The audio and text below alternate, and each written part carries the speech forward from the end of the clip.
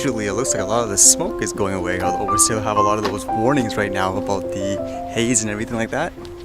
This was actually a weird story I bumped into just by looking for things that are on sale. It says here, Staples manager fired after wrongly accusing pregnant women of stealing. Sherelle Bates was shopping for school supplies for her kids when a police officer asked a North Carolina woman what was under her shirt. Bates, a mother of two, is pregnant with twins. And as it turned out, even with that said, I guess the police officer didn't believe her, because I guess a lot of people would fake that usually, saying like, hey, I'm pregnant with this and this or whatever, when in reality they have a bunch of stuff.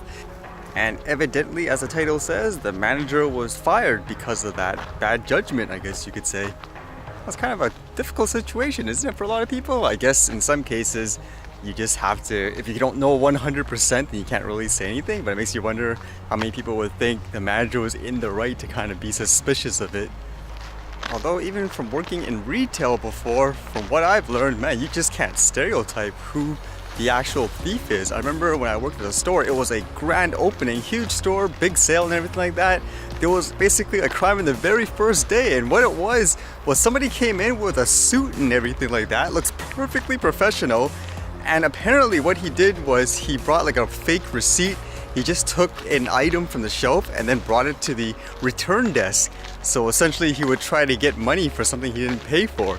But then in the store there was a lot of those hidden loss prevention officers, so they caught him basically, and with the camera.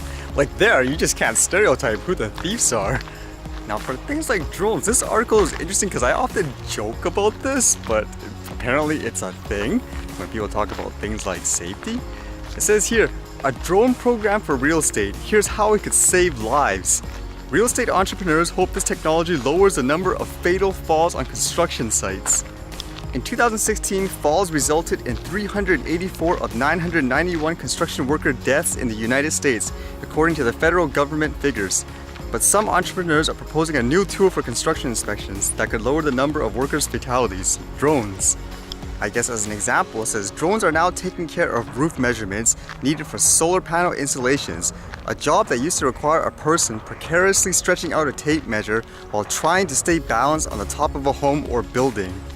I guess like this article implies, the more people who adopt tech like this, the less likely there will be chances of, I guess, fatal injuries and stuff from people doing things the old-fashioned way. My thought process before was how silly it sounded, where a lot of people were saying you should ban things like drones because of safety, even though in many situations it just doesn't make sense. It's a lot safer to use a drone, like with real estate, for example. Some people could take a ladder, climb up the house, the roof, get pictures that way. That's perfectly legal. People don't need like a license or anything like that. Yet to fly a drone, which is perfectly safe nowadays, quickly go up there, take the picture, that's it, you're done. But then they restrict you with all things like these licensing and stuff that you need. Like, it's so ridiculous. Like, don't you want a person to fly a drone instead in that case? Because it's a lot safer.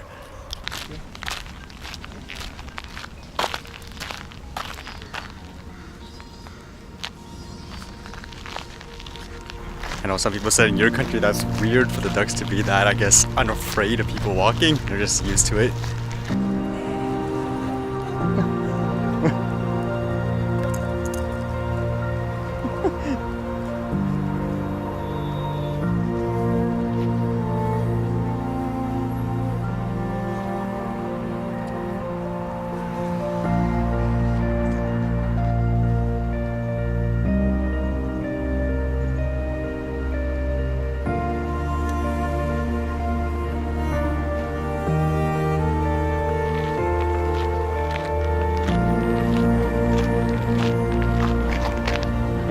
That's actually a small fish there.